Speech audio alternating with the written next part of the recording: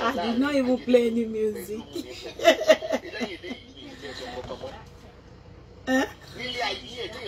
I'm so distracted because we've been working since. House, you don't throw a stone. Because we will play, I need to play something. What did you say? I can't hear you. Yeah, I'll order it.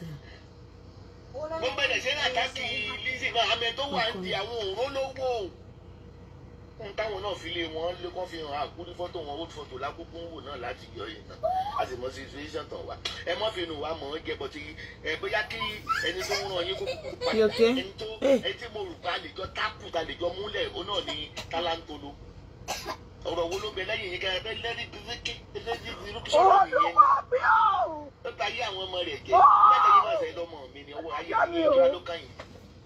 Kí ló kàn yín? Gbogbo àwọn tó pẹ́ mi lágbàáyé Olúwa jẹ́ kó pawọ́ tọmọtọmọ àdàbí tí máa ṣe kó ṣẹlẹ̀ sí mi. Mo fẹ́ kó o padà lọ sí inú igbó yẹn ṣé gbogbo èpè tó ń ṣẹ́ ó dàbí olè gbígbẹ́ ní. Gbogbo ẹnu tó pẹ́ mi ní apànìyàn. Gbogbo àwọn tó pẹ́ rọmọ mi.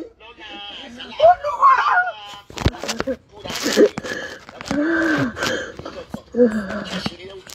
Olúwa fọwọ́ rẹ̀ tìrọ̀tìrọ̀.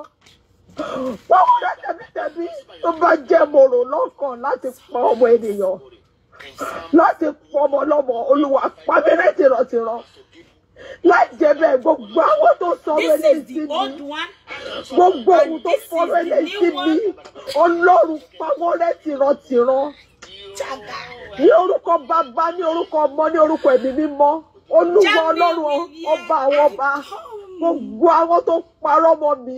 Gbogbo ẹnu tó parọ́ mọ́ mi tó ní mo fẹ́ pa ènìyàn Olúwa pa wọ́n rẹ́ tó bá bí ọmọ kan bó jẹ́ méjì bó dẹ́gbọ̀n ọmọ Olúwa parẹ́ nínú ayé Olúwa jẹ́ kó ọmọ wọn pa ènìyàn Olúwa jẹ́ kó pa ènìyàn kó ṣe mistake láti pa ènìyàn ní orúkọ Bàbá àti ní ti Ọmọ àti ní ti Ẹ̀mí Mímọ́. Do you want me to show them your red passport? Why? My own like a picture red passport. How do you look? Ẹ sábọ̀dù sọ ọ̀rọ̀ yìí, bọ̀ tó jẹ́ ìyàlẹ́nu fún mi. Mo wà confused lórí show mi. I don't even know what to say again. I don't know what to do again. Should I show them your red passport? Wọ́n rí táwọn èèyàn kọ́ kiri pé mo fẹ́ pọ̀ ènìyàn. So guys, yeah, I come in Germany. Tó bá rí bẹ́ẹ̀ ìwọlé jáde o, mo pè lọ́gọ́jọ́ òru mo jáde sí títì. Mo jáde síta mo wọnú igbó wa mo wá fi bẹ̀ wọ́n lọ́rùn. Mo ní kó dìde nínú àánú rẹ̀. Mo ní kó dìde nínú àánú rẹ̀. Gbogbo ẹni tó bà tèmi jẹ́, tó fi àwọn bà tèmi jẹ́ tí wọ́n sọ̀rọ̀ ìlòdì sínú ayé mi. Tí wọ́n ní mo fẹ́ pa ènìyàn lọ́rùn. Tí wọ́n dẹ̀ mọ̀ọ́mọ̀ tó parọ́ mọ́ mi lójú ayé. Tí wọ́n dẹ̀ dúró lé lórí. Olúwa lọ́rùn àbá ìyanu. Olúwa ò fi ọmọ wọn ṣí ẹ̀sín. Bá orúkọ ọmọ wọn jẹ́ kí ọmọ wọn pànìyàn láyé. Pa wọ́n rẹ́ tìrọ̀tìrọ̀. Ogun ẹkún má jẹ́ kó ṣí nínú ẹbí wọn. Ogun ẹkún má jẹ́ kó ṣí nínú ilé wọn. Guys, níbo lókun mú yẹn ti wá lọ. Ó máa ké kú ni. Ó yẹ ṣẹ̀kẹ̀rẹ̀ kú. Daddy killers. A lè play video ẹ̀. Ẹ ò tí rí kankan. Ó ti ṣe ojú mi ti lẹ́rìn. Ó ti rẹ̀ mí ló ń jẹ́ rẹ̀. Gbogbo ẹsẹ̀ mi ti fẹ́ kán. Mama, come and order for yourself. You can make the order by yourself. Let me change the address to this place.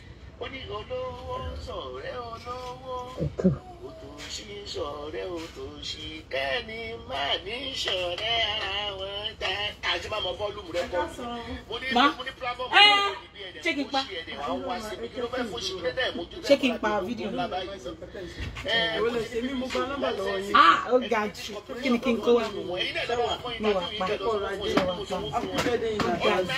Ah, eh, bo de ti wọ́n nígbà tó máa popular wa o. Èmi lele. Oh my God. Wọ́n ṣe popular ẹ̀ ní àti popular. Ẹ má ti dé máa gbé mi. Àwọn cream wo lè ṣe save. Ẹ jẹ́ kí n wò àwọn gel. Màmá nìyẹn. Mo ṣe rí pé wà wọ dealers. You want to be your order? God dear, how are you? Ló fẹ́ ṣe McDonald. Wọ́n ní ìbẹ̀rù Ló fẹ́ ṣe order. Ṣé màmá wà láìpẹ́? Mi mọ̀ pé mi ti wà ń bẹ̀. Mo wà ń bẹ̀ látẹ̀ nǹkan ni. Òun mo fi ń ṣe show mi, mo fi ń ṣe ọjà mi. Mi ti wá gbọ́ o. Wait, let me remove the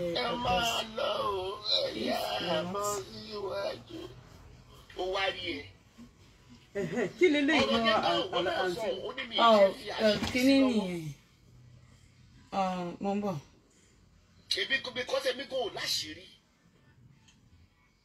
Kébì gan láṣìírí mo jẹ tó láṣìírí níbẹ̀ ṣe ń wò mí ṣá. Èmi kò láṣìírí ẹni mo sọ pé anything tó bá ti jẹ́ àṣírí ó ti wà occultic. Ó ti wà occultic. Ó ti di ẹgbẹ́ awo bí òde ń ṣáwó. Tẹ́ ẹ fi pátá ẹ fi dè. Ó máa tó wá padà sínú igbó yẹn ìgé lẹ́ẹ̀kan sí nǹkan méjì mo fẹ́ kó lọ ṣépè. Ṣó o sọ wípé o lọ sí kọ́bíkù Tálàntolo lẹ́ẹ̀mejì? Ṣó o sọ bẹ́ẹ̀? Mo fẹ́ kó fi kórè ní ìtàṣẹ̀wó pé ọmọ ẹyọ fún ìlú tó wọ́n máa forúkọ àwọn ọmọ mi ṣe pé. Àwọn ṣe kílẹ̀ pé kíní. Àdúrà ló gbà. Ọlọ́run kì í bá Ó dẹ̀ dà, ẹlẹ́ṣẹ̀. Ilé lẹ́ ń tà. Yeah, Ní ìfìgbọ́ wẹ́mọ̀ pé ilé lẹ́ fẹ́ bá mi ra nǹkan gbà tẹ́lẹ̀ gbàgbé sínú train. ẹyin ní. Mama, lọ jókòó. Can I get ice cream? Which ice cream? Yeah, you can get ice cream. Get my ice cream as well, but I don't want Which one do you want? not any type. I don't want anything inside. So you want any Plain. type of ice cream? Just Plain ice. Come. any type of ice cream. Only 99 penny. Kò mú. Òṣìṣẹ́ máa gbọ́ wá fún yín bí náà. Ọmọ gbé wá sí wa. Ice cream only 99 penny. The one that Cheaper one. This one. Just take this thing off. I don't want that. I don't want this. I've taken it. I'm gonna choose the one I want. Tí wọ́n ti yín. Èmi àtàbúrò mi wọlé wá ní. Àwọn jẹ́ òun lẹ ní. A ní tẹ́lẹ̀ fi mix àbí. Ló tẹ́tẹ̀ lẹ́yìn ṣe sí. À ń ṣe séèsì lè. À ń ṣe séèsì. Ẹ máa bọ̀ nínú bíbà. Mọ́tò kan wà bíbí yìí, mọ́tò black. Mọ́tò red kan wà bíbí. Kò máa ta ẹ ó wà ọ̀gá ọ̀la. Àwọn ọmọ mi tẹ̀ wá ní mọ́tò mi. Bíbà yìí tó bá jẹ́ nu bíbà yìí. Eléyìí. Hot movie ti wà. Movie ti ní £15. Hot movie ti wà. Apple jẹ àwọn èèyàn. À ń ṣe séèzì movie ti náà. Báwọn lè jẹ́ £10. Movie ti tó wọ́n. Yeah, £15 ni wọ́n. A dẹ̀ tún ní eléyìí pure white gold. Ní ẹ̀ tètè lọ gbé wá. Pure white gold wà. A ní ṣé kí n lọ gbé wọn wá.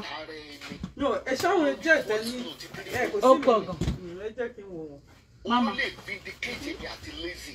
Pé tó o bá gbé voice note yẹn jáde, ìnira ló máa fi ní gbogbo ilé ayé yìí. Túbù wo lẹ́yìn tó fẹ́? Túbù wo ló tún lẹ́fún kó? Mo fẹ́ káró. Carlton àbí?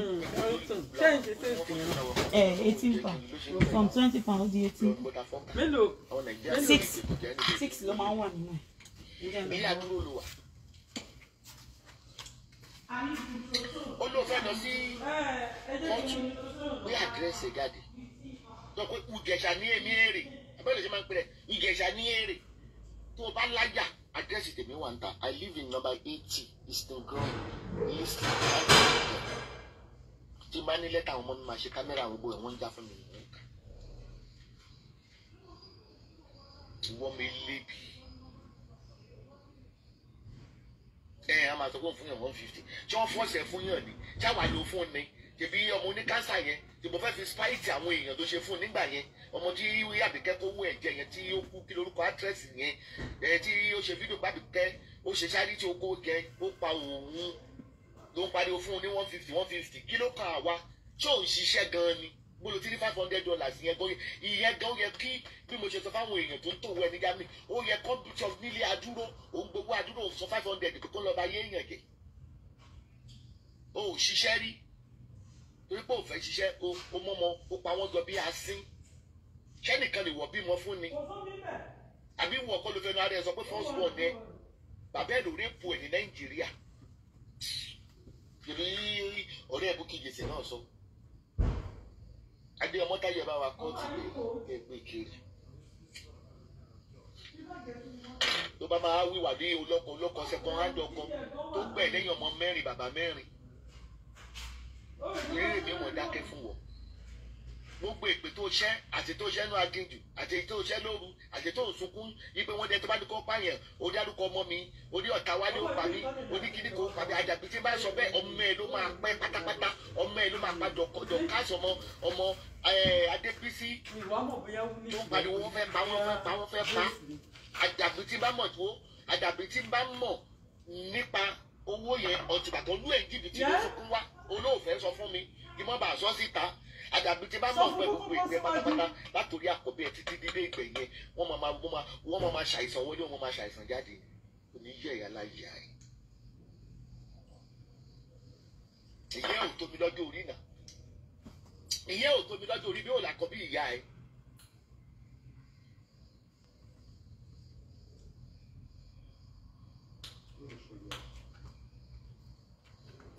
Alonko, I'm passing through a block. If I pass you through, fuck off. Don't come and breach something nasty here. Block. And I'm pretty much on the shouting me.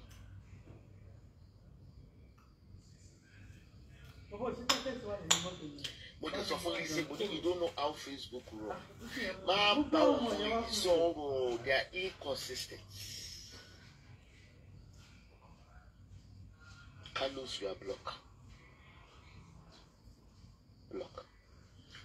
They are inconsistent. They are not professional. Torí pé mọ Lizzy ni tẹ́ bá mọ Lizzy ò ń ṣe tó ń gbọ́rọ̀ sí yàn lẹ́nu kí ṣe téèyàn lè kọ̀ọ̀kan kó ṣe nǹkan bí èdè bá wí bí ẹ bá Lizzy sọ̀rọ̀ tẹ́ tó bá ti bá a sọ̀rọ̀ rí àti olóró báwo ló dé ṣe pè ní olóró àwọn adìyẹ gbogbo gbà bí nǹkan tí Lizzy tinú ẹ̀ ló máa ṣe ẹ̀yìn kọjá bá sọ pé tó ń ṣe òdà kò ní dá yín nù tí ẹ̀ ló máa ń yé and this is one of the traits of Aries torí Aries ní tó kí wọ́n tinú mi mo máa ń ṣàwálẹ̀ ṣe tán kárí ìkẹrẹtì I want don't associate yourself with all these dirty pigs.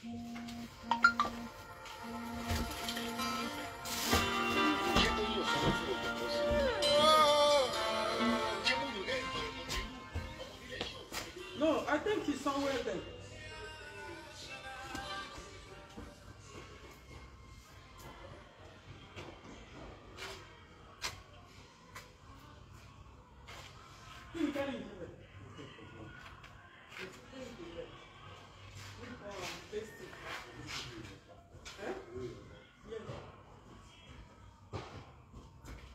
Where's your mom?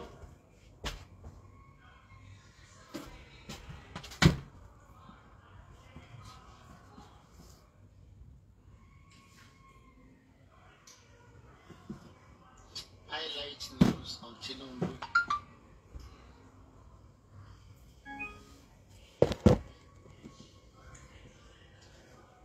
Tinubu, bó bá délé kó bá mi kára ilé, bó bá dọ̀nà kó béèrè o. Òdì ìgbérè o Tinubu, òdà láríyá.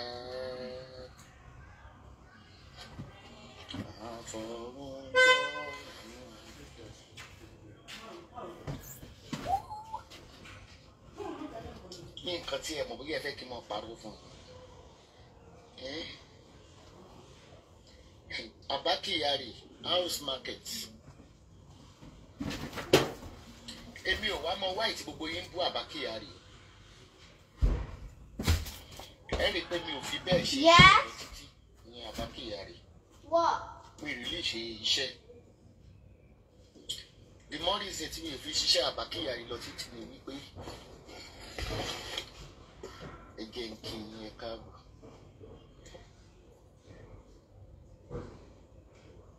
ṣàlàfíà lẹ́wà gbogbo nǹkan o.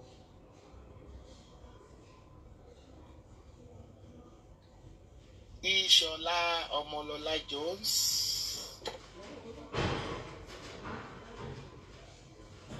Ẹ̀yin Ògo Nation. Wọ́n ti hack Instagram náà. Mi ti mọ̀ pé láìpẹ́ lè lọ lórí ẹ̀. Wọ́n ti hack.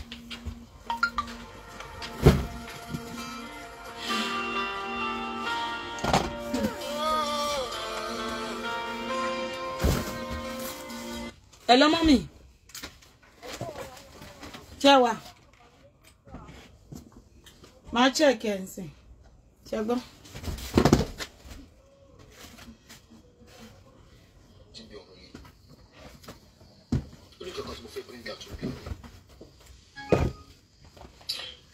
Why they keep bringing Tony Sibisaga? I don't know why you are bringing. Be lazy. Anybody, there's a choice, and the very next live and let other live. Anybody can be anybody fans. Anybody can be anybody. Any don't pay me lórí WhatsApp yẹn. Can you call me back on? Any don't pay me lórí phone. Can you call me on WhatsApp? Me man don't pay me. 449. 449.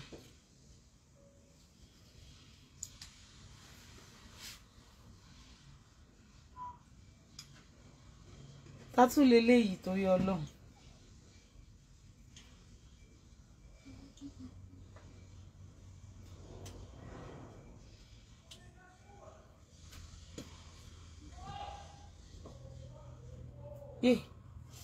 Àkáǹtì mi ni mo lọ gbé fún ọṣà. Ẹ tètè delete ẹ. No, mi ni delete. Okay.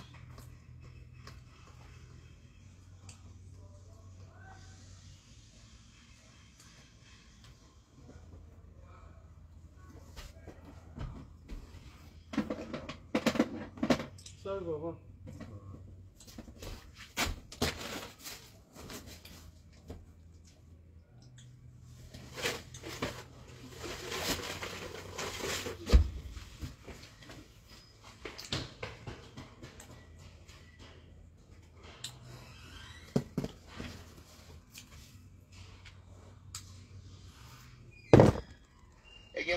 Oh yeah.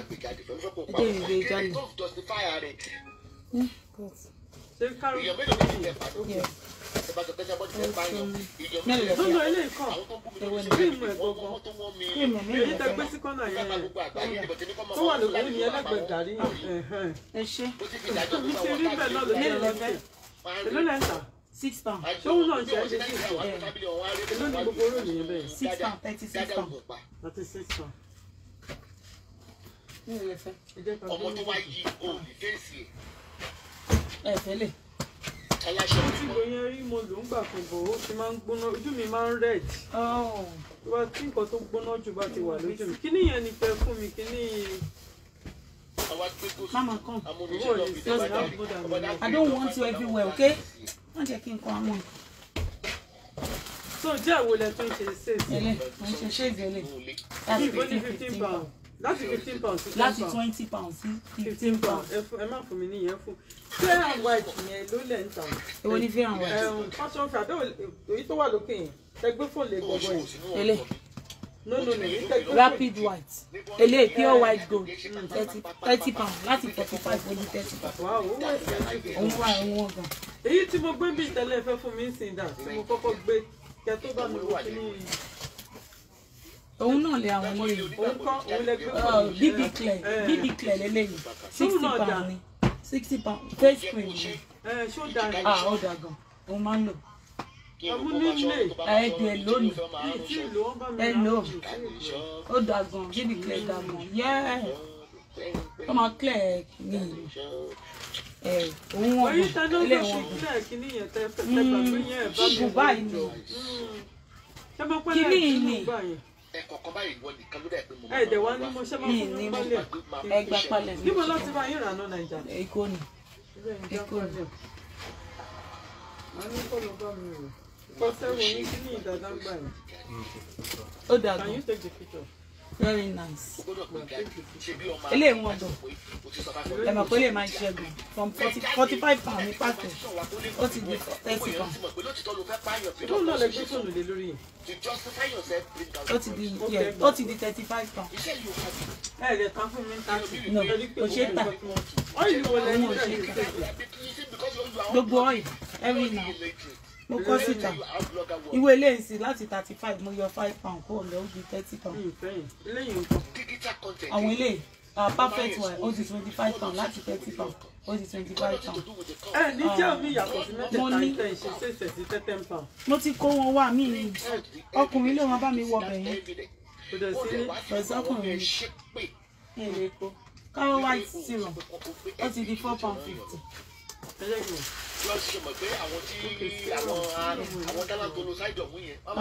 Pure white gold òun náà ti di 4 pounds 50. Ẹyọkùn àbí? Ẹyọkùn. A lè yọ. Bẹ́ẹ̀ la ṣe yọ la ṣe ṣe ní 25 pounds ó ti di 15 pounds. Owó ló dàbí ní méjèèjì. Iṣẹ́ kan náà lọ́jọ́ ń ṣe báyìí. Iṣẹ́ èyí tó yàtọ̀ ni àwọn nǹkan báyìí. Àwọn nǹkan báyìí. Àwọn nǹkan báyìí. Wọ́n máa ń ṣẹ́gun. Nǹkan báyìí. Àwọn nǹkan tó yàtọ̀ lélẹ̀. Tẹ bá mix àwọn nǹkan èyí tí mo fún yín yẹn, tẹ bá mix ẹ gbọ́dọ̀ fà wọ́n lè sí. No, ẹ lè tẹ bá ń da tẹ bá gbà wọ́n lè ẹ fẹ́ lo àwọn yẹn mọ́.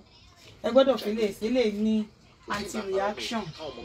Yàtọ̀ bá fẹ́ bojú yín jẹ́ ó máa prevent. Tó bá fẹ́ ba ara èèyàn jẹ́, tó bá fẹ́ fúnyàn ní white ó máa prevent ẹ̀ kò ní ṣẹlẹ̀. Fáwọn tó máa ń mix cream yìí ó máa ń dà fún ọgbọ̀n.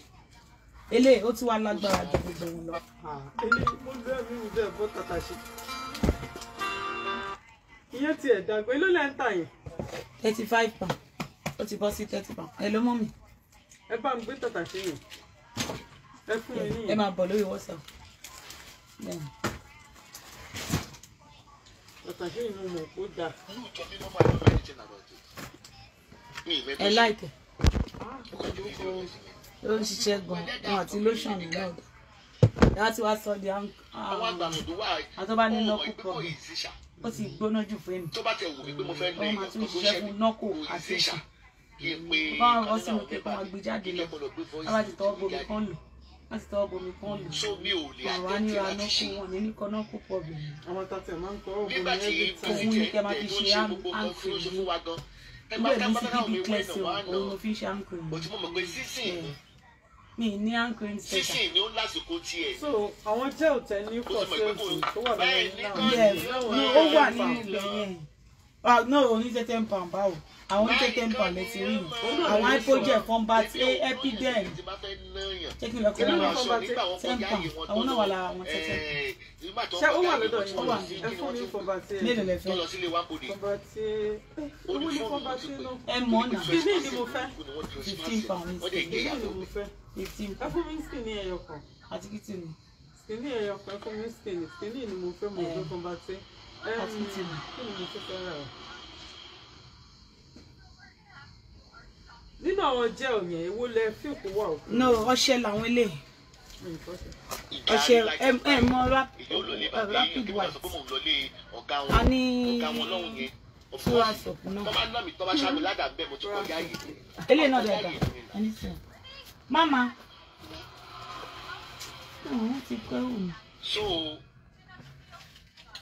Àwọn bọ́ìsì nǹkan dé kán bá mi kọ́ àwọn kéèmì. Ìgbà ọlọ́mọ láti ẹ̀rọ ìgbà tó wà dé o. Àwọn lè ṣiṣẹ́ mọ́ lẹ́nu, wọ́n ti ṣiṣẹ́ fún mi látàrọ̀, wọ́n ti sá lọ fún mi. Bí bàbá ti ń ṣe látàrọ̀ sọ, wọ́n ti sá lọ. Wọ́n sá lọ fún mi kọ́ ọmọdé máa lò mí pa ẹ̀wọ̀n. A ṣe ń fi ilẹ̀ lọ ń kó. Àdúrà tó gbà lọ. Káwọ́ wá ìsìn òun lélẹ̀, ó dẹ̀ wà bẹ́ẹ̀. 4 pounds 50. Èló wà ní gbogbo páàkì ẹ̀mí tó wà ní? 4 pounds 50 times 12. I remember when she did a show for Tony King, she gave him Kí ni money màmá and she ìfẹ́? made an evidence when Tony wanted to play her. Then she was hearing her own voice. Ṣé ibi tó kọ́mẹ̀tì ẹ̀ ó sọ fún wọn náà? Tó sọ fún wa nìyẹn. ó náà mọ̀ pé Tony ní ó ló yẹ ká mọ̀ pé ó ní voice note yẹn náà ìtọ́sọ náà nìyẹn gbàgbé pé Tony ti báyé òun jẹ́ nígbà tó ti kókó free evidence Tony láwọn boys yẹn lọ bẹ̀ ìkíní kan ó bá sọ pé ìkíní kan ó lóun evidence tó lóun sọ pé kó rìkọ́ọ̀dù ẹ̀ ó nígbà tí Tony máa play voice note báyìí ó lóun ara wọn gbogbo ṣe translate pẹ̀lú 586 48 586 586 kí lẹ fẹ́ mọ́ mi. lẹ́mi bá fẹ́ náà yẹn yóò dìbò tì mí ṣé gbogbo lórí ìbò tí mo fi tọ́ọ̀kì ni wá lẹ́jẹ̀ ìgbò ẹ̀jẹ̀ ègùn kí ló ń jẹ rẹ̀ a ní abo abo náà ni ó ń dà yẹ a ní abo tí a ní ní 80 pound tí a náà lè jẹ́ ta létí òṣè tà ẹyin òṣè bí ẹja ẹja ègùn kò yóò ṣe ẹjẹ ègùn abo ni ẹ̀jẹ̀ ìgbò náà ni láti ọ kò ń ṣe ẹjẹ ègùn ìbábọ̀ pẹ̀lẹ́bẹ̀ ẹ̀ kò ń ṣe agbo pẹ̀lẹ́ abo ńlá ńlá lélẹ̀ òun náà ni kò ń ṣe ègùn ìyẹn tí wọ́n jù lọ ẹja ègùn ní ẹja ègùn ní pálá ẹja ègùn kọ. ẹ mọ̀ pọ́ mi lẹ́jà lèmi ẹja nìyá bàbá mi ta ọkọ̀ ìyẹn wọ́n gan ìyẹn ò sílé kò gùn pàápàá. ọkọ̀ bí spọ́ọ̀tì ìyá bàbá mi ní. hello tó ń ta bí how many pieces ní 100,000 yẹn tí wọ́n jù hello mọ́mì. ok ẹja ṣáwọn ilé àwọn ọmọ mi. mi ń gbọ́ yín mà. mílò èlò lẹ́ ń ta mílò. 164 164.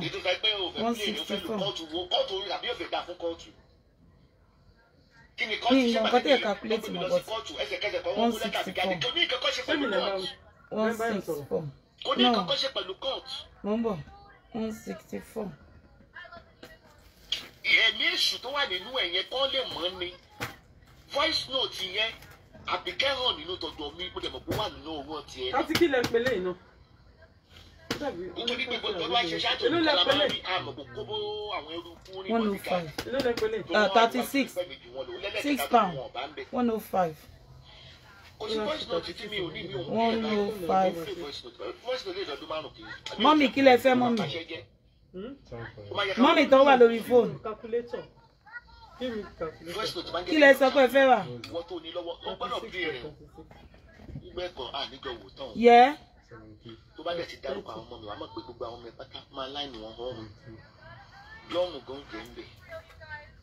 èló lẹ pẹ̀lẹ́ ẹ ní 30 pound nìyẹn. mo ń bọ̀ mọ́ mi ẹ mọ̀ nǹkan tó máa ṣẹlẹ̀ bá mi kọ́ sórí WhatsApp mi màá gẹ́ bà sí i eléyìí 36 times 2 ó jẹ́ 72 30 pound. wọ́n ló máa pè 30 pound. mo ní ìdíṣẹ́ kan ó fẹ́ lò orin ó fẹ́ lò. ok wọ́n lè gbọ́ ọ̀fẹ́ tí wà ní. ó fẹ́ lò ó gbàgbé wèrè líle. èló lẹ ń tẹ ilé tí mo lẹ́yọ̀ fún ẹ̀yìn lé tẹ̀lé bí àmì 60 pound. ó ti wá di 50 ẹ̀mí ń tà. àti tẹ́wọ́ máa ra mẹ́fà èló ní mẹ́fà. 30 pound. gbogbo èpè tó ń ṣe pé wọ́n pè kó fẹ́ pààyàn ni orí ìwọ. ṣé nìkan ni ọmọ máa fi kojú ni. òun nìkan ni máa ń lò nǹkan ni mélòó lẹ́yìn máa ń lò sí. èmi ń lo iPhone èmi ò ń sọ̀tà ni mò ń lò lẹ́yìn ọjọ́ mẹ́ta ìpọ̀ sí.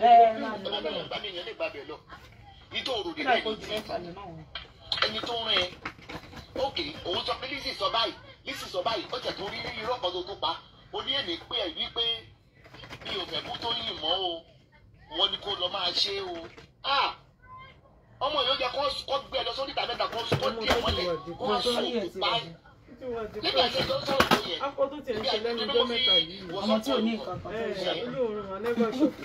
ìwú ṣòkòtò wèrè tó wọ̀ lánàá tó wọ ṣòkòtò tán ọmọ tó wọ ṣòkòtò tán fi kí ló wúkọ ẹ kí ló fi sóná wọn kó okùn ẹran ṣòkòtò wèrè tó wọ̀ lánàá olórí burúkú tó yẹ kí n gbé ẹ lọ sí shopping ó yẹ kó wá kí n gbé ẹ lọ shopping wá wo aṣọ tí mo wọ̀ yìí wá wo aṣọ tí mo wọ̀ yìí 99p ni o ṣé ti yẹ ẹ sí olóòfò kí ni orúkọ aṣọ tí mo wọ̀ yìí kí ni léde no designer kọ́ kí ni orúkọ ẹ kí ni ẹni tó ṣe.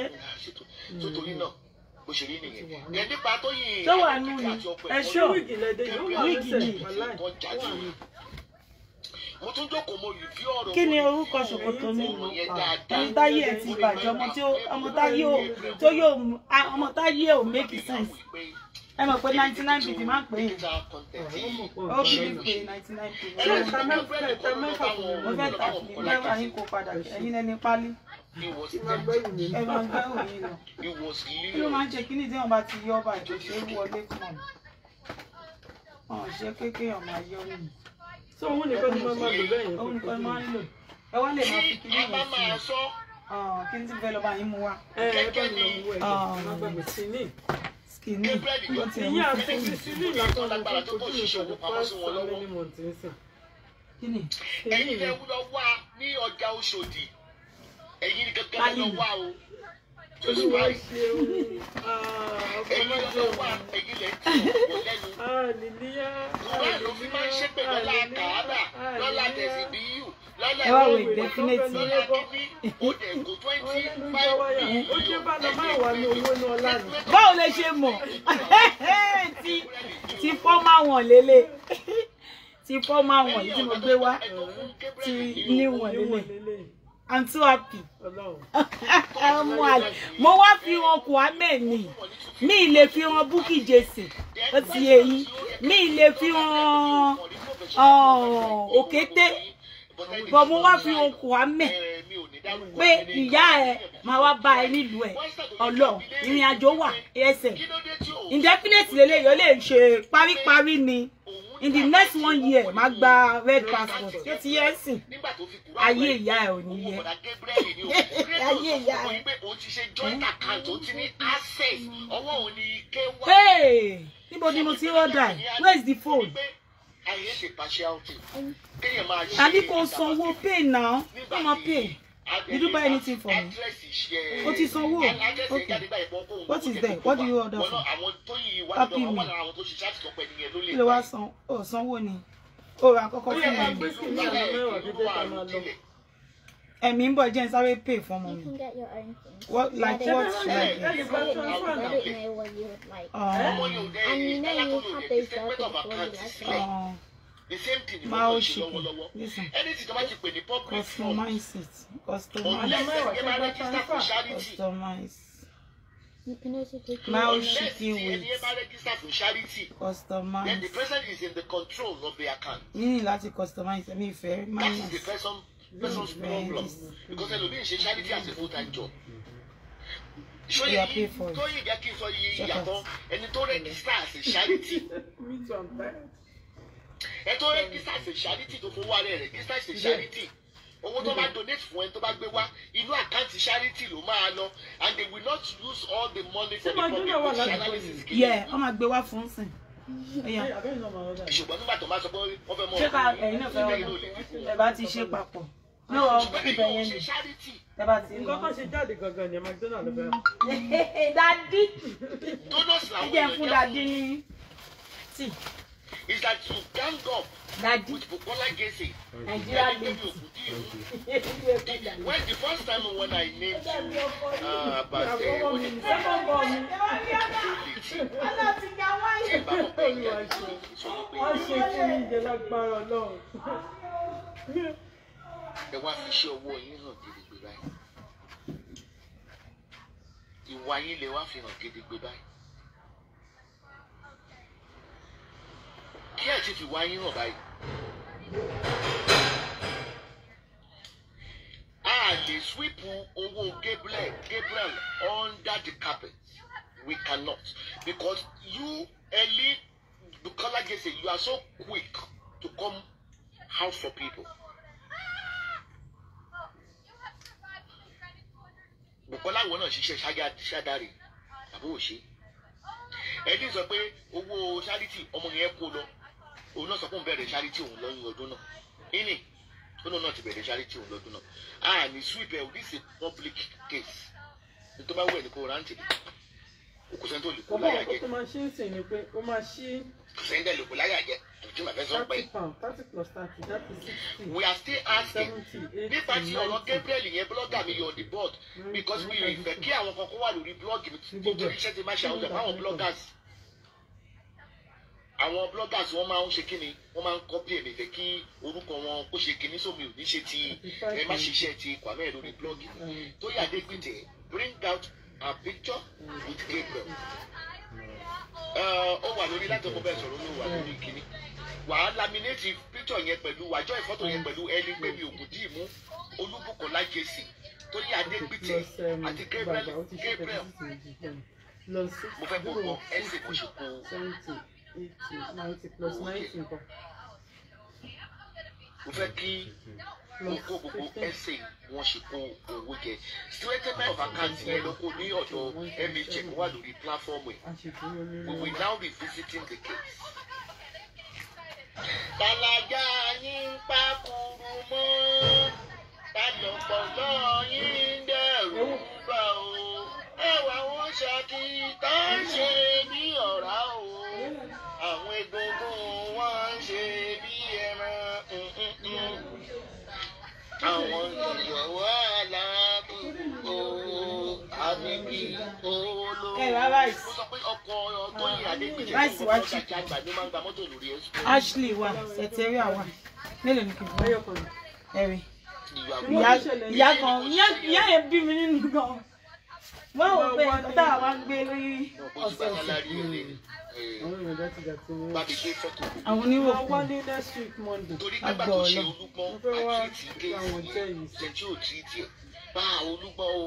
ilé àti ṣe ilé àti ṣe ilé ènìyàn yíyan yàn ta ni wọn tí kò má bàa bu yín ni ní ẹsẹ wà pàṣẹ pẹ̀lú kéèsì yìí ni ọ̀tọ̀ lẹ́gbẹ̀ẹ́ rẹ́gísítà ṣáàtì. ṣe lè àwọn ìlú fi ṣe full time job ni. ṣe ẹ ṣe àìsí orí WhatsApp ni. mo bọ̀ ṣe máa ń bá fi ṣe full time job ni. ṣó ní ìdí láti add iṣẹ́ fún nọ́mbà nọ́mbà tó transfer ẹ̀ statement ní lẹ́sẹ̀kẹsẹ̀ kàkiri ẹ̀ tí ọ̀nà kéèsì máa ọlọ́pàá máa gbé ẹ I bet you. This is a fraud. Oh, yàtọ̀ sí hush pop. So blogging. £40 ni màá gbé fún yín. mélòó ló wà ní. ọmọ yẹn dẹ̀ ń kọ ya tí. ẹ̀rẹ̀ mẹ́ta pé. kò cheap. £47 ni o. £52 lítà. ẹ wá fún mi ní 38 ẹ ṣe fún mi ní 35. kò ṣeé ṣe. Kò possible. Nítorí birthday ni mo ṣe fún yín.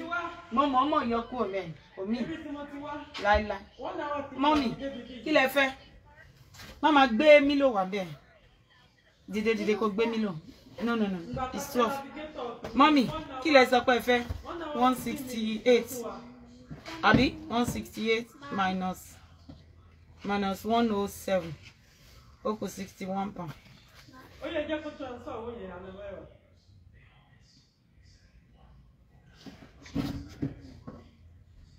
Hello mọ́mì, ta ló ń pè mí kan gbé kọ̀ ni? Hello ta lélẹ̀? Orí àná mẹ́wàá busy. Àní kúrò bíbí ìlànà. Hello ma. Ó yá, àkáǹtì rẹ̀. Ìmẹ́ni tó ń sọ̀rọ̀ kó lè sọ̀rọ̀. Ẹ sọ̀rọ̀ ni dádì wọn. Hello.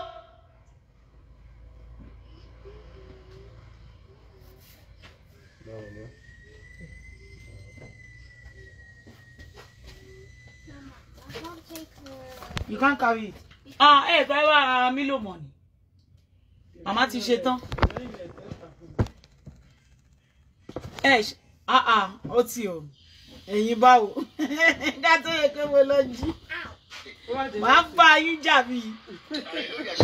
Màá bá yín jà bí. Tani? Ṣé bọ̀dá ẹ̀yìn? Bọ̀dá Nàìjíríà ẹ̀yìn. Hello mọ́mì. Hello ma. Ṣé wà ókè? Ẹ lo lotion. Lotion. Kí lọmọ yín máa ń lò? 200 ó lè dá agbára rẹ̀. wà lọ láti fi spy tẹ̀ Ẹ bá yẹ kó ṣe ìjẹ. Oṣù ìjẹ wọn láti lò láti ìgbà tó ti bí wọn. Gbogbo wọn lọ ṣe jọ́ńtà ọwọ́ mi obìnrin náà tẹ bá rí. wọ́n wá dá àbáàtì ẹ̀ wo bó ti ẹ̀ jẹ́ ẹ̀ Má má kọ́ tọ́lẹ̀ kan náà má tún. ní gbọ́ yín mà. Kí lẹ fẹ́ rà mà? Owó wo nìyẹn mà? mo wíire àbí ìwíire. Àkáǹtì olórí burúkú ṣé gé yàbọ̀ síbí. ẹ fẹ́ ṣe 105 àbí? Màá bá yín wò ẹ ti dorí mi wú, màá bá yín wo gbogbo owó tẹ̀ ṣe. Màá bá yín wò. Màá ṣẹ̀ ẹ̀yẹn kúrò lórí WhatsApp, màá ṣẹ̀kẹ̀. Ó ti ṣe ẹwò. Hello Mr. Daddy, Daddy wa. Ṣé wà okay? 2021, 2019. Ṣé wà okay ma? Olórí burúkú aláwọ̀ lẹ́mọ̀lẹ́ eléyìí jẹrà. Mi gbọ́ yín. Wọ́n fẹ́ mi trendy. 586. 586. Mo ń gbọ́ yín. 586. A ti ń kẹ́lu wa o. 586. Ta ló ń jẹ́ bẹ́ẹ̀? 586. Olúwa orúkọ ẹ̀ gangan ni kò. Hello?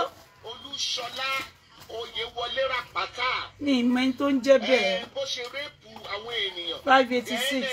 Àṣìbá. Mo ń gbọ́ yín dádì. Mọ́mì. Kí lẹ máa fún mi gbà? Gbogbo àwọn ọmọ tó ń tà rẹ̀ sí àwọn ọmọ ọdún mẹ́jọ gbogbo ló ti rẹ́pù pẹ̀lú kó rí. Àwọn ọ̀dọ́ ìṣàkóso. Fọ́tò ọmọ rẹ̀ wà lọ́dọ̀ mi wà tọmọ rẹ̀ ẹ̀yin ni kí ló ṣẹlẹ̀ mọ́mì dádì? Màá check ẹ̀ má wọ̀rọ̀. Ẹ kàn sẹ́ndì rìsíìtì rẹ̀ fún mi lórí WhatsApp mi. Màá check ẹ̀. Kí lẹ rí? I have it on my phone, but I did not do it on my other phone. I need to get it. Ìmọ̀ nǹkan tí màá yín sọ. I need to see my. Àwọn ará Òṣogbo kan náà sì ti jáde ẹ̀ẹ́n náà ti kọ́ nípa àwọn witness wà bí yóò mẹ́rin yóò wà lórí bí mo ṣe rí kọ́mẹ́ǹtì ni ọmọ Òṣogbo làwọn tó ń sọ̀rọ̀ yìí. Hello daddy. Nítorí pé wọ́n gbé ẹjọ́ daddy kí lẹ fẹ́ rà sà? Kí lẹ fẹ́ rà? 164. Kí lẹ fẹ́ rà? Kí lẹ ń fẹ́ rà? Gbogbo ìgbà tó tiẹ̀ máa sọ olẹ́sàbọ̀dù dùn ṣé ẹ́sàbọ̀dù jẹ́ bí ọ̀dà éèjì. Okay. Yẹ wọ́n send owó sí yín. Yẹ mi ń bọ̀ ni.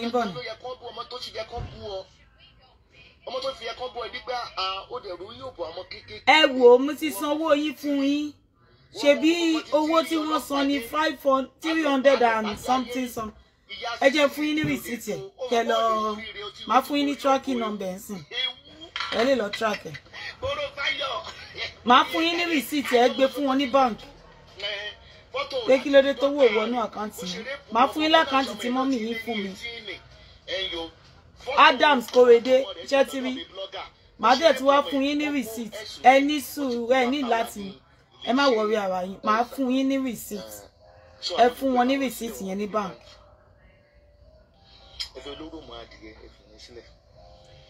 Màá send ẹ̀ sí yín sìn. 393,250. Òun nìyẹn. Mo ti fún yín ní receipt. Ẹ fún wọn ní receipt yẹn ti rí. Ó wà successful kò sí kó má sí nínú àkáǹtì yín. Unless bá yẹ pé àkáǹtì tí mọ́mì yín fún mi. Màá fún yín lákáǹtì tí mọ́mì yín fún mi ń sìn. Màá fún yín lákáǹtì yín. Access Bank ló fún mi. Access Bank òun ló fún mi. Àkáǹtì fún mi lélẹ̀. Ṣé ó ti yé yín sìn? Yẹ ẹni pé kẹ́ ẹ lọ sí ẹ ṣàrí pé àkáǹtì yẹn kọ̀ 1380 31 30 46 11 ṣẹtìrìsìn 1380 31 46 11 ẹ lọ wò ó ẹ lọ sí bank ẹ fún wọn ní kinní so kí ló ṣẹlẹ̀ tí ò wọbẹ̀ mo dẹ̀ tún ti fún yín ní tracking number ni mo ti gbélé yín lọ́wọ́ yẹn ẹ lọ sí bank ẹ fún wọn ní tracking number yẹn wọ́n á sọ bí tí owó yín wà fún yín tracking number nìyẹn mo ti send the tracking number fún yín tẹ́ máa fi track owó yẹn tẹ́ máa fi mọ bí tó wà.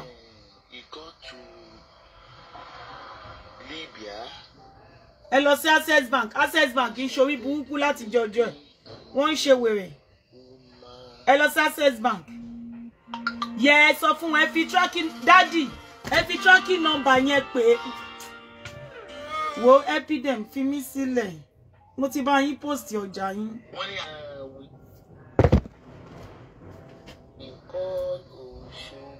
Ẹ lọ sínú ẹ lọ mi ní epidem ẹ lọ sínú Access Bank ẹ fi tracking number yẹn wọn manager wọn á bá yín track ẹ ṣó ti eyín sìn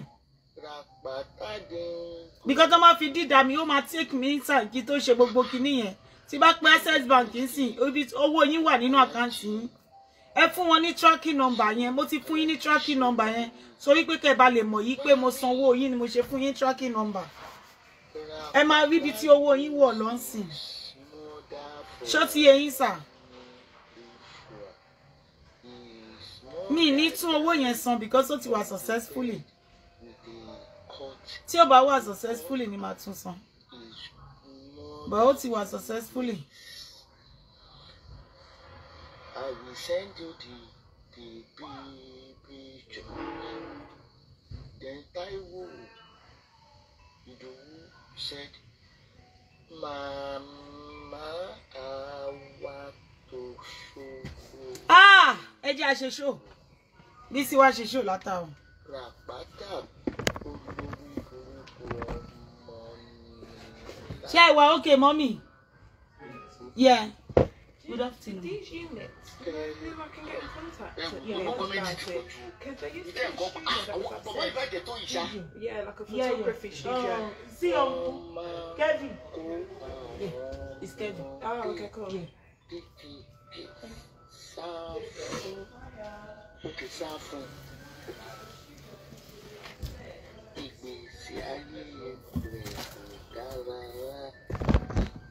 Alhaji Lukman sọ pé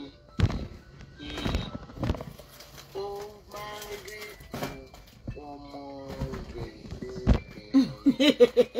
Ọmọ rẹ̀ obìnrin wà ní Íjíbítì, kò lè mú wá sí Yúróòpù torí orúkọ rẹ̀ ti bàjẹ́, torí ó máa ń jalè. Ó máa ń jalè. Mọ́mì tí Mú àlè. ẹ rí òkú ọkọ̀. Ẹ jẹ́ a fi màmá sílẹ̀. Ẹ̀yin tèmi, ẹ má bínú. Nǹkan tí mo ti ń ṣe látàárọ̀ lílé. Tẹ́ mo ṣe gbójú wá síta látẹ̀ nǹkan. Because mi ìfẹ́ wà ń bíbà. So mo ti wò bóyá mo ti ní ẹ̀wọ̀n kí àwọn obìnrin ti ní ìsinmi pé wọ́n ti dá díẹ̀. Ṣé ó ti yẹ yín sì? Pé jẹ́ wá ṣeré díẹ̀ because ó ti rẹ bọ́dì mi. But tí n bá máa fi ṣeré ara mi máa tún ginger padà. Ó ti yẹ yín. Ìwé ní ìsìn I need the coke láti mú coke. Ó yẹ yín. Because mo need gbogbo energy yẹn. Gbogbo energy mi yẹn. Mo really need gbogbo energy mi yẹn. Ṣé ó ti yẹ yín? So guys, good afternoon everybody. Ṣé kò yẹ yín? Màmá dẹ̀ ti wá ń ginger mi pẹ̀lú àwọn show yẹn. Good afternoon everybody. Ṣé dáadáa lẹ wà? Ẹ jẹ́ bá wa share show yìí. Ẹ bá wa share. Ẹ ti rí title wa. Kí ló wúkú ẹ̀? Ọmọ àlè Kwame Shit yẹn. Ṣé ń gbọ́ mi? Ọmọ àlè Kwame Shit yẹn tó jẹ́ ọmọ apààyàn. Kwame Killer. Tó bá bojú wọ ẹ̀wọ̀n. Ó máa lo ẹ̀wọ̀n. Ṣé sọ pé ó fẹ́ ṣe àfarawé onídọ̀tí ìdọ̀tí àná.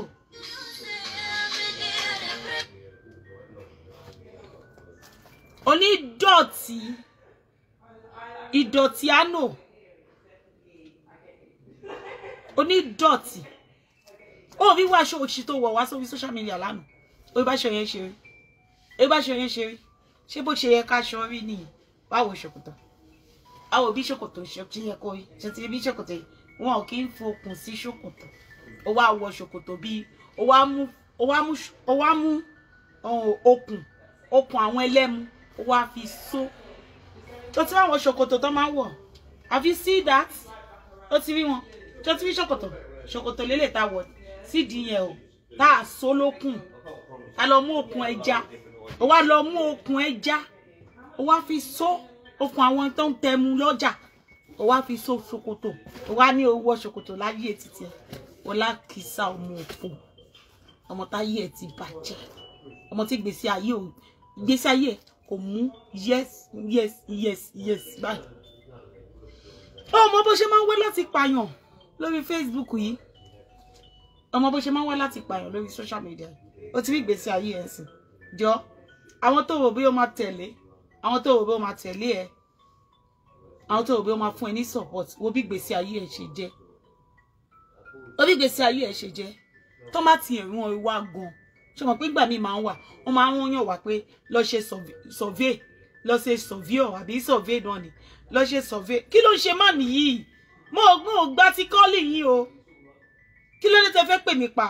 Mi gbà ti calling yín.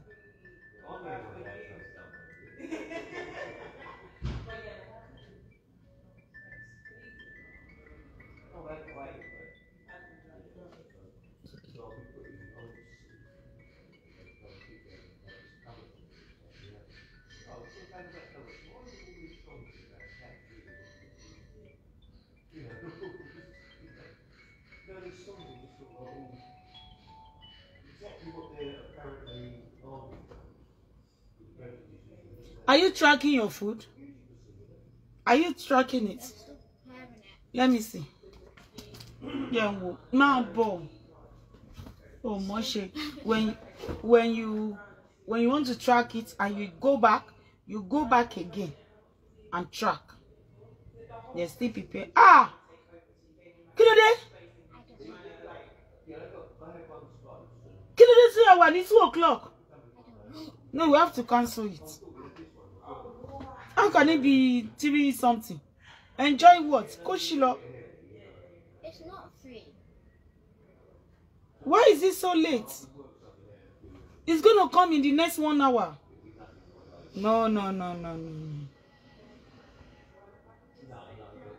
I didn't check. Oh, there's something for me, tell you. Let me check again for you. Ah! Let's cancel it and let's close. We go to McDonald's. McDonald's is here.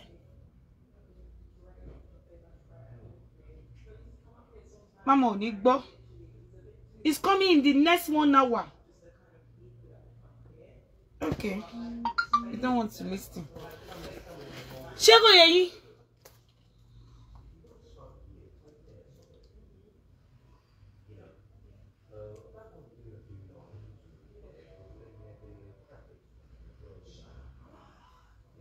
If I watch show me, she show me so we page.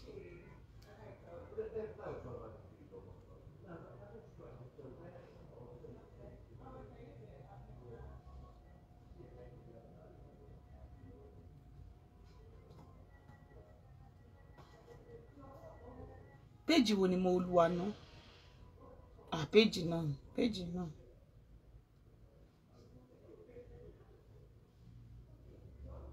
Ìwọ tó wá ń tẹ̀rẹ̀ dẹ̀dí ń bí báyìí. Sarah Adéolú. Èwo lógún red daddy. Ṣé bànújẹ́ gbé ẹni? Stop it.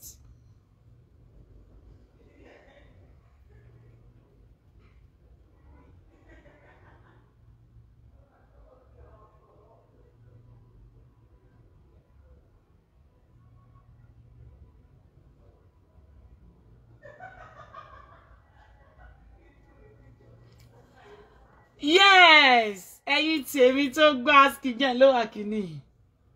Mo ti rí yín báyìí. Don't worry yourself, jàre. Ìbànújẹ́ ò ní bá Ayọ̀lá wá báyìí. Ayọ̀lá ń yọ̀ bá ṣe wà yìí. Ó bá wá sórí social media lánàá o pẹ̀lú gbogbo bullshit. Wo? Ah, Ọlọ́run, kí ló ṣe woman ní báyìí? Hello? Yeah. Mi mẹ́ni tó ẹ mọ nǹkan tó bá ṣẹlẹ̀. Ẹ kàn text mi lórí WhatsApp. Then tẹ́ bá drop máa mọ nǹkan tẹ́ ń sọ. Yeah.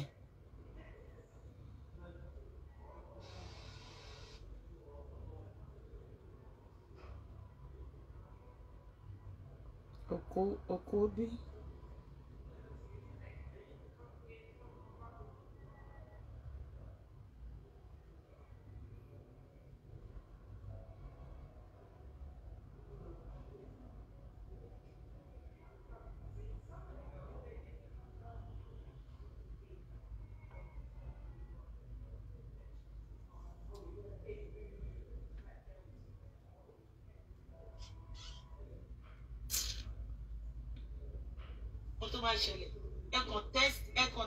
Yẹn yọ kí ní etí mi yẹn kó mi.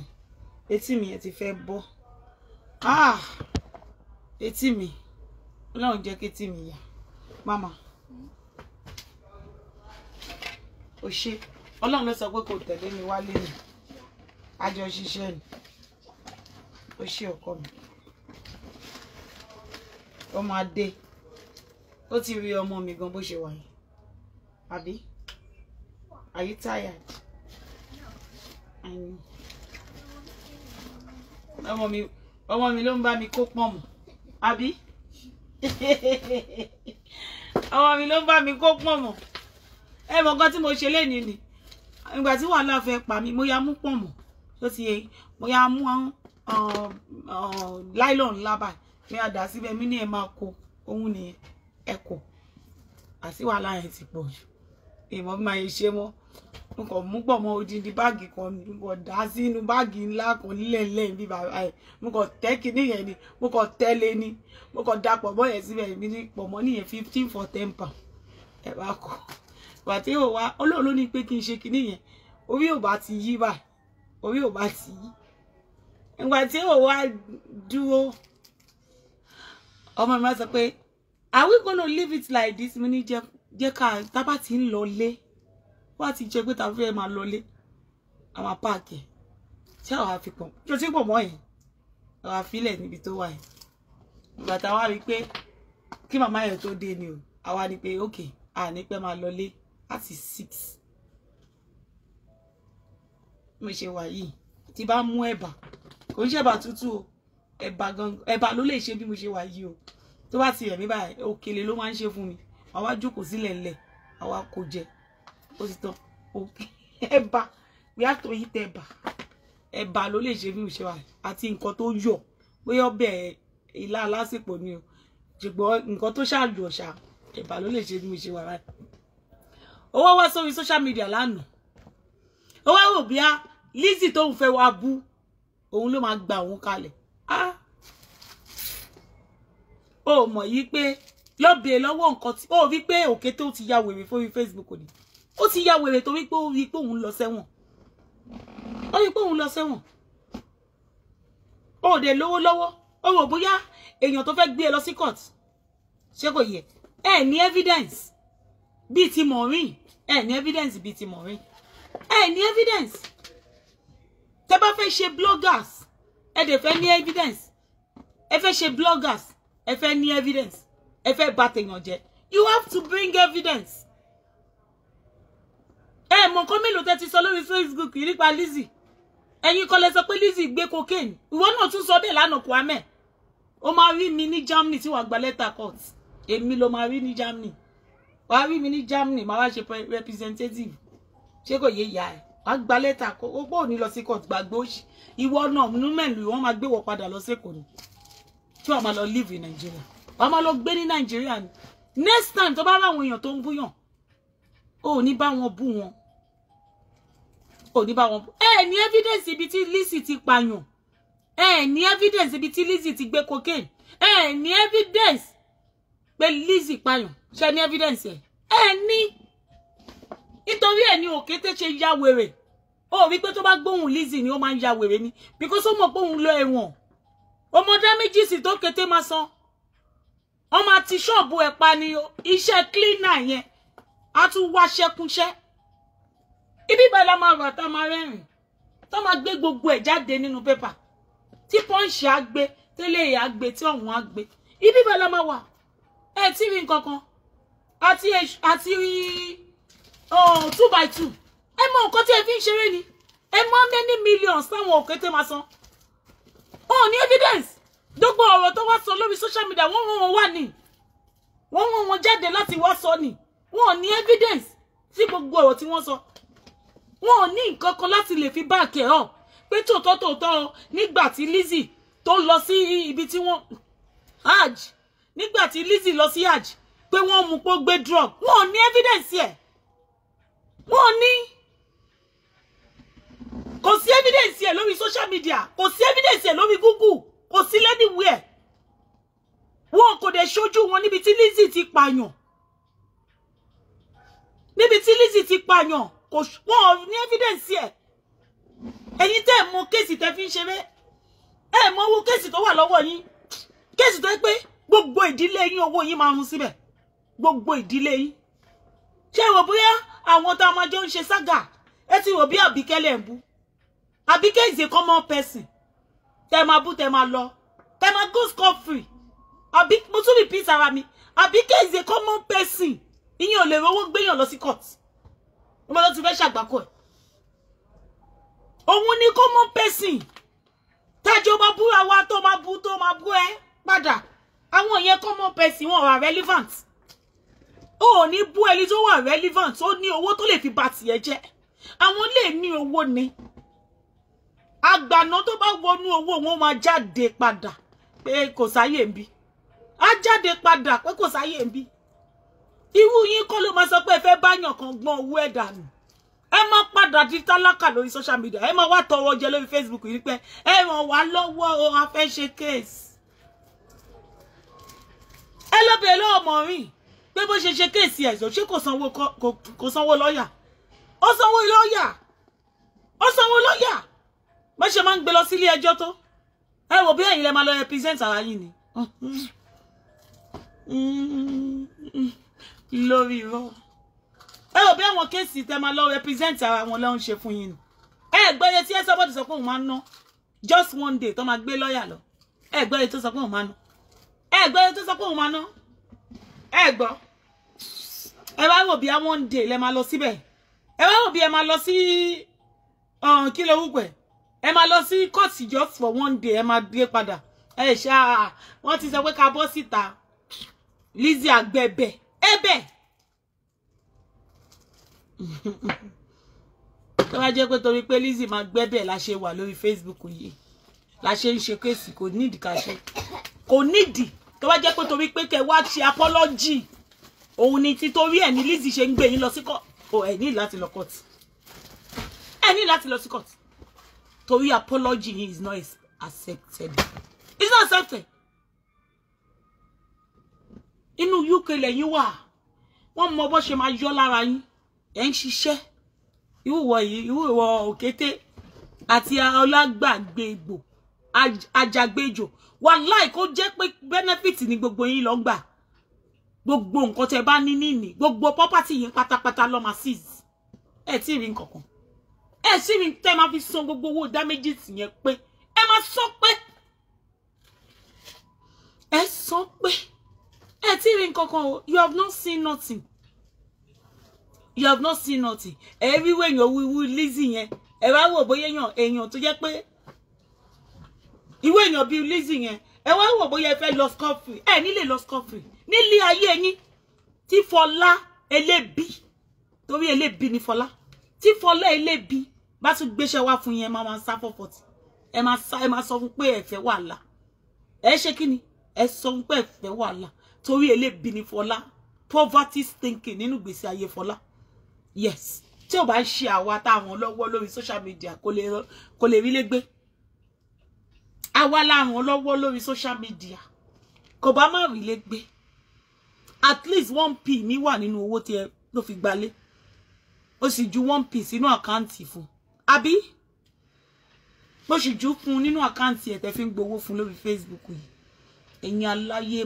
bàjẹ́ ẹ wá wò pé ó yá o ìyá aláya yín ni Lizzy honestly speaking ìyá aláya yín òun ni Lizzy ẹ̀yin ayé tí yín ti bàjẹ́ ni tó tẹ́ ayé yín ò bá bàjẹ́ it is high time people start taking all of them yes because kò sí nǹkan méjì tí wọ́n ń ṣe lórí social media ju pé kọ́ bá tèèyàn jẹ́ lọ kọ́ bá tèèyàn jẹ́ lọ kọ́ bá tèèyàn Agaga Kwame yẹn ó máa rí mi ní Germany wọ́n sọ pé Berlin ló wà mi ti àwọn representatives mi wọ́n ti wà ní Berlin wọ́n wà ní Berlin lọ́wọ́lọ́wọ́ báyìí wọ́n wà ní Berlin tó ń ṣú ẹ lójú méjèèjì hello good afternoon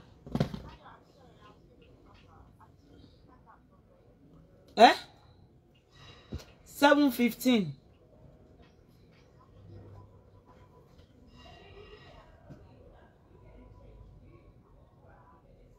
is from £100. £100 is £5 commission. £200 is £10 commission.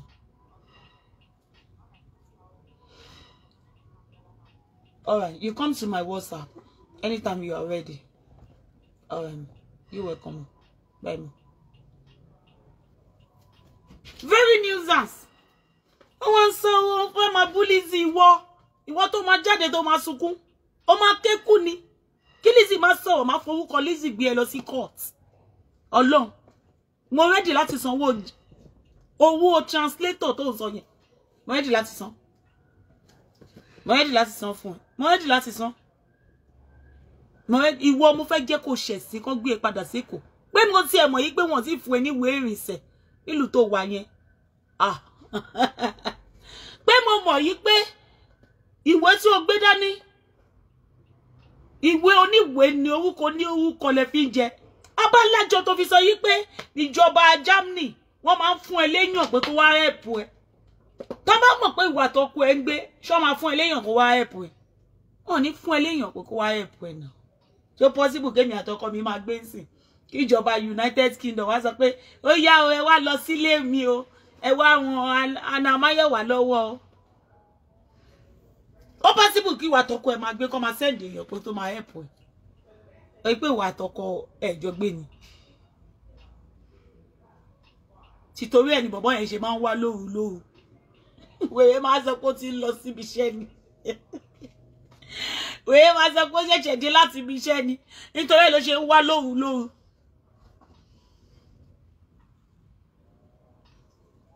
aṣọ orúkọ lórúkọ mo máa make sure yìí pé DNA àwọn ọmọ ẹ tó fi lọ gbàgbé oníwèé máa make sure pé wọ́n ṣe débẹ̀ má bẹ́ẹ̀ bàjẹ́ ó ti rìn kankan o you have not seen nothing mo sọ fún ẹ pé ẹsẹ̀ mo ti yàtọ̀ pé ìwé ìrìnsẹ̀ wà lọ́wọ́ mi ó bẹ́ẹ̀ máa dá wọn yẹn lóhùn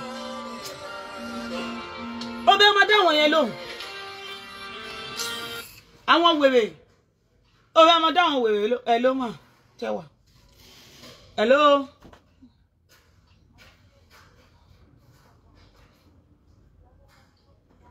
Mọ́mì wọ́n ti ṣe kíní yẹn Access Bank ní kó lọ bá mọ́mì kò sí nǹkan tí mo lè ṣe sí ẹ sọ pé kó fún wọn ní tracking number wọn ò ní láti bá mi sọ̀rọ̀ ẹ fún wọn ní tracking number yẹn mo ti fún ọmọ yín ó kàn ní láti fún wọn ní bank Access Bank ó ń ṣorí burúkú ṣó ti yé yín sìn ẹ sọ fún wọn ní bank this is the tracking number tá máa fi ṣe mo ti send ẹ sí wọn ṣó ti yé yín sìn ó yẹ kí wọ́n lè rí ṣe fún ara wọn ó ń ṣe kò ní problem nínú tó bá gba sórí system wọn ní kí lorúkọ ẹ̀.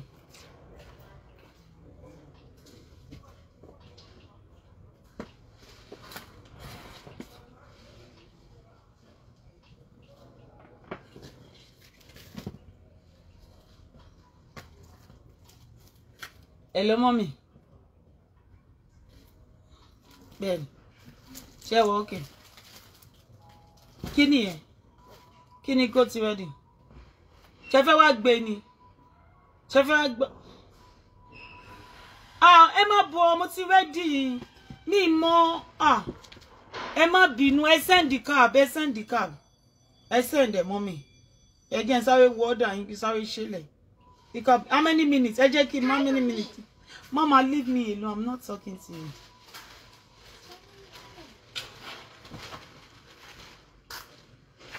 Hiya. There's a close here. Yeah, ẹ jẹ́ n fún yín ní postcode. Ṣé gbọ́ mọ́ mi? Ẹ jẹ́ n fún yín ṣé kẹ́ má lọ ṣe mistake. Yeah. Your daughter says. Same Marks and Spencer's. This is Marks and Spencer's. Look, Marks and Spencer's. I'm coming.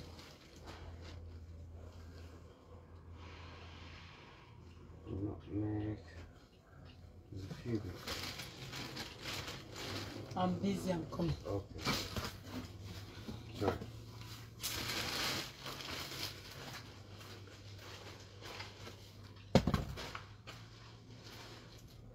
Hello, ẹni yẹn wà nínú báǹkì, ó wà nínú báǹkì. Mi like nǹkan tó ń ṣẹlẹ̀ báyìí.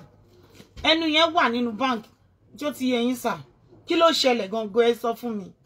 Kí ló ṣẹlẹ̀ sí Access Bank yẹn? Yeah, báǹkì tá sanwó fún láàárọ̀ yẹn. Adam àbí kí lorúkọ ẹ̀? Korede something. Yeah, kí ló ṣẹlẹ̀ sí tí kò wọnú account ẹ̀ lẹ́sẹ̀kẹsẹ̀. Oh, mo ti rí status ẹ̀. Successful. Yes, Emma.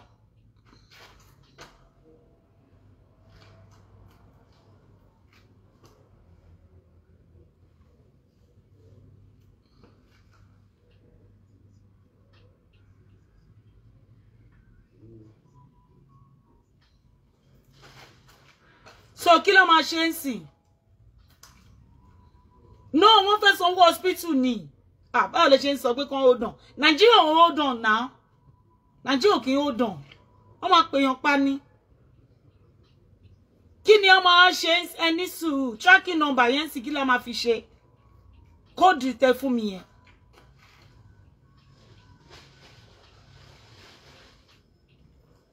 Ṣé kò ṣe tracking number lẹ fún mi 500 something something yẹn? Tracking number.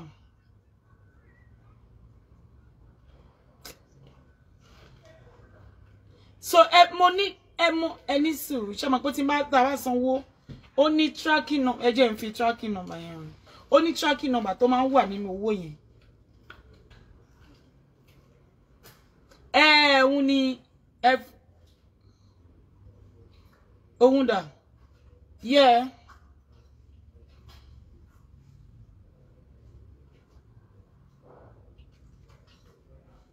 Kí ni tracking number yẹn? Mi rí tracking number yẹn.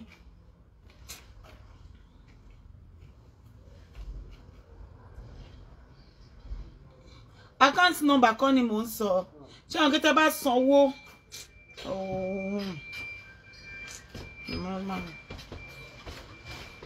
Ẹni sùúrù náà jẹ́ ìṣàlàyé fún yín dáadáa. Ṣé àwọn kẹ́tẹ́ bá sanwó ń sìn? Ó ti yẹ yín sìn. Tẹ́ bá sanwó. Ṣé mo reference number tó máa ń bẹ̀rẹ̀ láti NZ something something yẹn. Ó ti yẹ yín sìn. Màá send ẹ̀ sí yín sìn. Mo need the tracking number yẹn. Wọ́n fi wá owó yẹn jáde.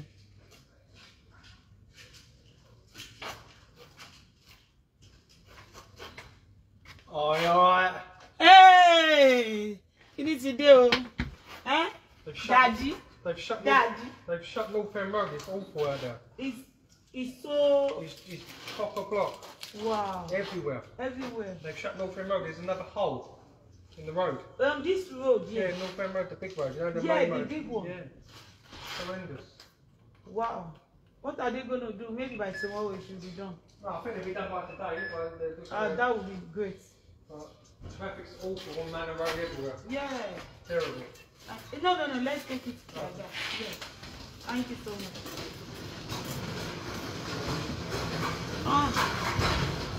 Mama. Hello? Hello, ma. Ma, how many minutes? Ma? Access man ló ní problem. Èmi náà sọ mi ti bọ́gà mi Johnson sin.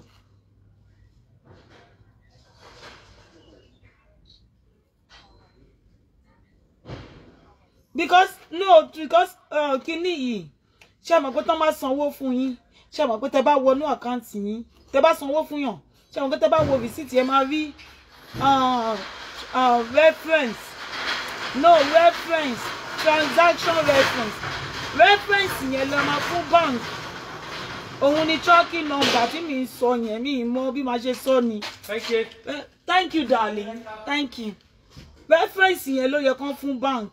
So reference yẹn lè mi sọ ọ̀dọ̀ mi kò ń ṣe ọ̀dọ̀ mi ni mò ń sọ lọ́tọ̀ ọ̀dọ̀ mi tí bá ṣòwò fún yàn mi máa ní reference ní jẹ́ pọ̀ ọ̀gá mi padà kò ń ṣe tracking torí mo ti dọ̀wé ọ̀gá mi gan reference transaction reference ọ̀gá mi ṣáà sọ fún mi pé reference ni mo sọ pé no tracking number ni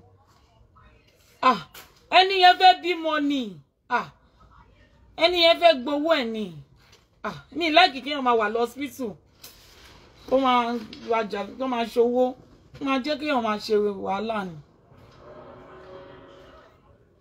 yẹn sáré ṣọjà nìyí èlùbọ́ 10 kg ọmọ Yorùbá ti gbólùbọ́ 20 kg. Access Bank ló ní problem kí ni mo ti gbé English kìíní yìí sí anyway ọ̀gá mi mọ̀ nǹkan tó ń sọ mi mọ̀ nǹkan tí mo sọ. Transaction success. Màmá yẹn kúkú gbé èlùbọ́ 20 kg jàre. Mommy. Mama, you have to work. Hello guys. What are you doing? Can you bring Gary for me here? What? Let me show you what you bring. I need láti kó Gary here. What? Mama, stand up. I want you to take this thing off here. Did you hear me? I don't like Aramanimi. You okay, Aramanimi? I'm coming.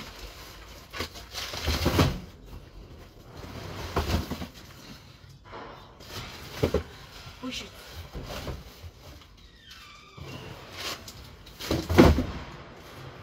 Yeah.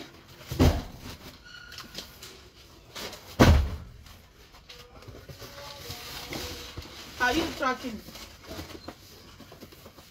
How many minutes? Take this one back. Where is it?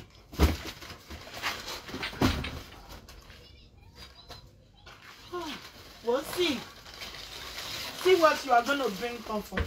This one, I'll show you. You go to the storage, number 20. Put that one on air. Daddy, put it here, baby. So, let the person come first. Come. Don't go. I'll pay you money. What do you see by phone? Masalo. Oh, how many is going? I'm coming. Panla. Panla. Yeah. I know, Mama John. You will not squash you. Ogbe látòkè. Yeah. Pẹ̀lẹ́, o ṣé. O lè gun orí iṣẹ́ àyẹn. Gun orí iṣẹ́ àyẹn wà máa fún ẹ ní nǹkan tó máa fi nù ẹ́. I already have something.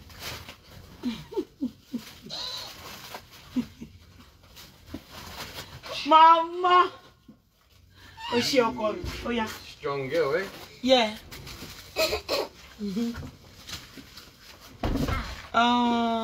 Pomo. You want to say pomo for me? No. You want to help me say pomo? No. Yeah. Hello, ma. Good afternoon, ma. Good afternoon, mommy.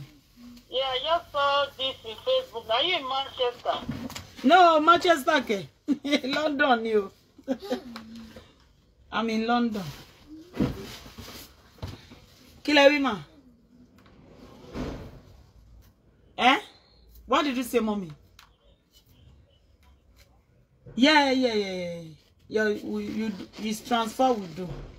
We don't do cash. It's 7.15. £100 is £5.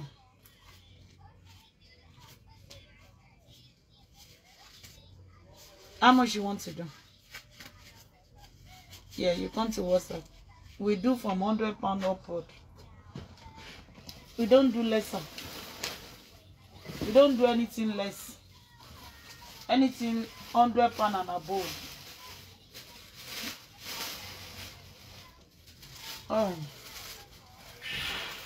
Okay. Okay. Thank you, ma'am.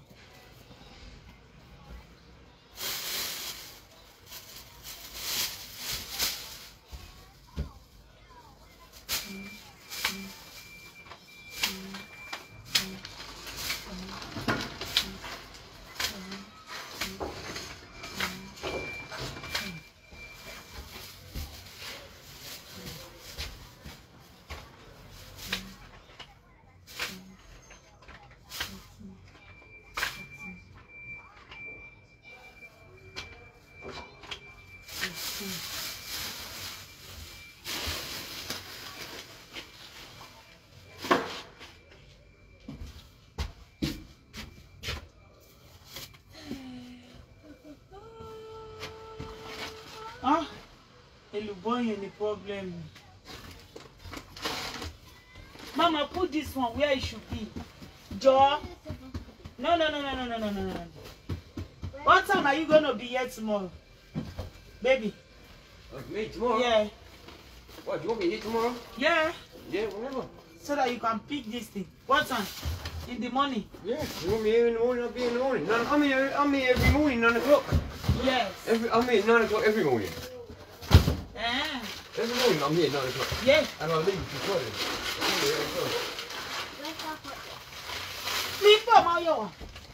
Don't worry. This one needs to be shared. Oh.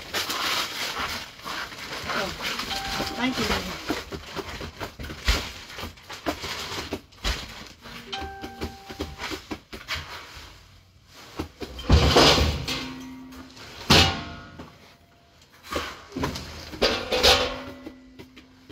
It is where you stand. That place that you are standing. That is where my Lord. Mama. Where is this thing? Okay. What do you want? Okay. Ah! Má jẹ́ kí àwọn epo yẹn rọ́ dànù. Tí epo bá fi lè rọ̀ mí ní agbára láti ṣàgbé sórí bẹ́ẹ̀ ni. Àbí kó gbé sórí àwọn cream yìí. Má jẹ́ kí epo kankan rọ̀ o. Tí epo yẹn bá fi lè rọ̀ bí mo ṣe wà yìí. Ó máa wà ńbẹ̀ ni okun mi. Bí mo ṣe wà báyìí. Jésù nǹkan ló ní ẹ̀mí mi. Ẹ̀mí mi tó kù lára mi bá Jésù ló ní.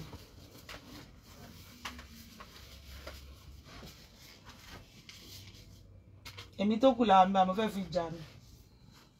Ìjà nìkan ló lè jẹ́ kí n ní power. Mo ṣe wà báyìí.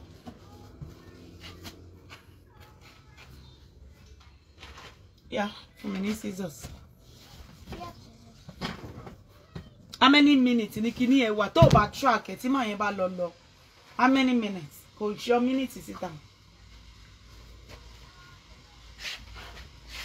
Not sure. I'll see.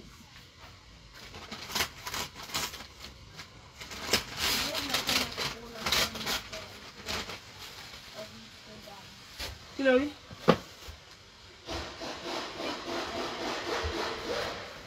Kí ló sọ? I think they're gonna call us when we're here. Who is gonna call you? They can call us when we can do them. So we can bring that thing. You see that Gary there? Yep. The white one. Yeah. We can bring 25. Bring? You can bring 25. From where? From my shop there. From my container. Number 20. It's not closed. Okay, I'll go get it, yeah? Yes. Put this one. Because this one. Let me wrap this one. Let me wrap this two. Yeah, put it here. So that one. Yeah. Put it here. Put it on top of that thing. Yes. Then we'll get So 20. you have to be calm. You have to cool down to do it so that you don't. Yeah, nicely. Good job. 25.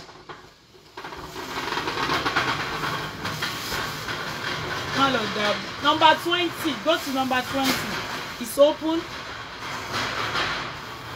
You have to use your phone. Mama, go and supervise him.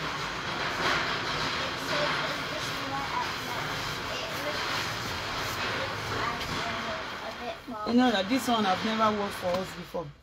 Go and supervise him. Doesn't know what to do. Actually, so that doesn't need that boo boo.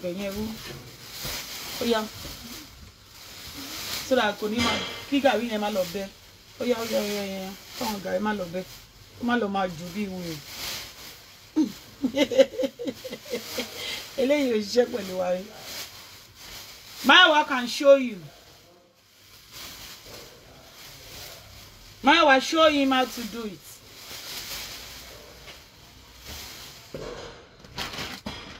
Kò ṣe fún wa rí.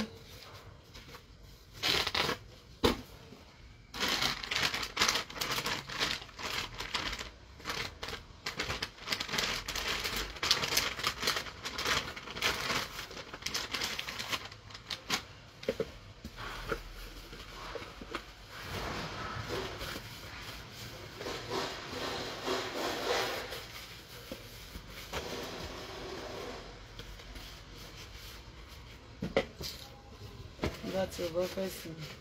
See, Magdalene about to give her a little lady. You cannot come and die. Àgbàgo mẹ́fà láti wà lílé ni. Àwẹ̀ dáadáa gan ká tó kùn ní. À ń súré bọ̀ ni. Láti jí tipẹ́tipẹ́.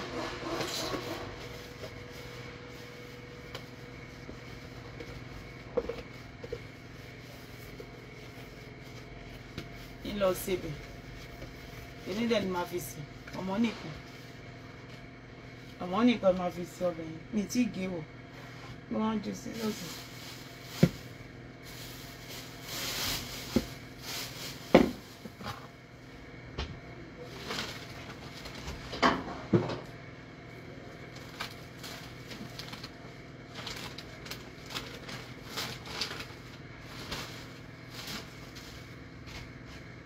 Tẹ́ bá ti rajà báyìí. Thank you.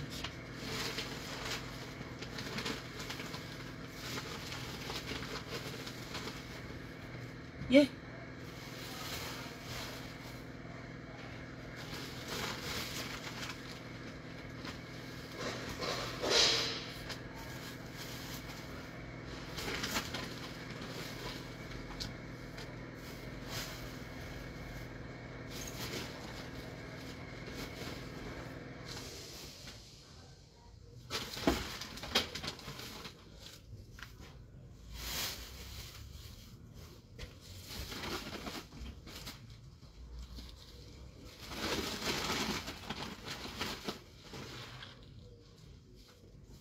A dẹ̀ tún lọ sí kinní lẹ́ni o, Plumstead. A tún gbọ́jà lọ sí Plumstead. Because ìyẹn ṣe kókó. Ìyẹn ṣe is a must. I have to be there. Else I will not be get. I won't get paid. Especially.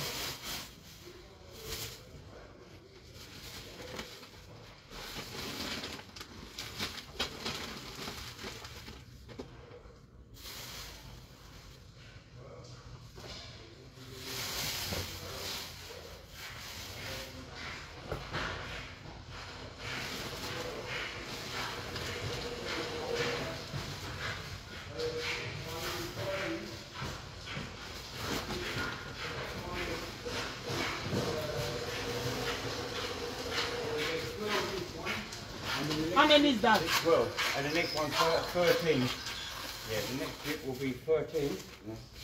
12, I'm coming, baby. 12, 24. And then, Don't blow my car, show you.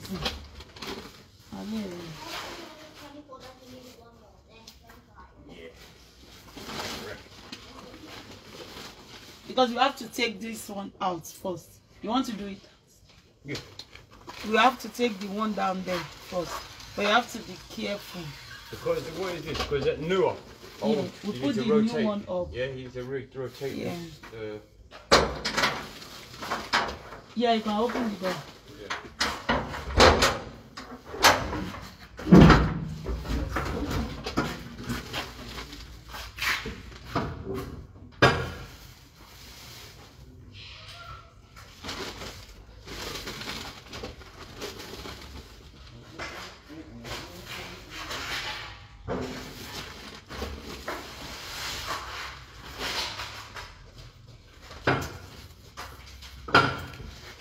Mommy, my phone. 4 minutes, 3 minutes away. Yes. Good. I just found out how to find out the time. What do you know? Because there was an X at the bottom right here. I just pressed it and now I found the time. Mama. Now I'm staying down there to the right. Yeah, close it. Close it.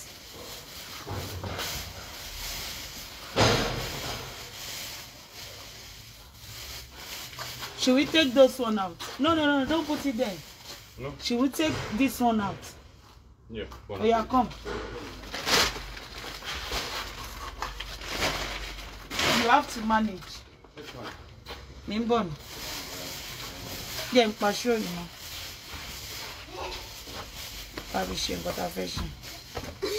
Mama, you are on his way. No.